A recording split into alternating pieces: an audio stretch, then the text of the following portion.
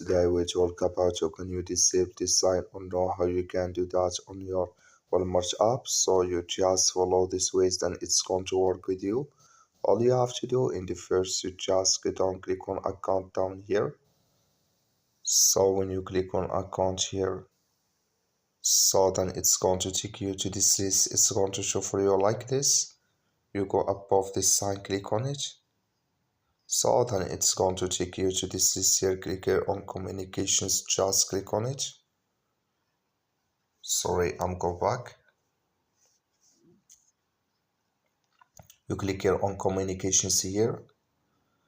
Then it's going to take you to this list. Click here on marketing and products feedback, just click on it.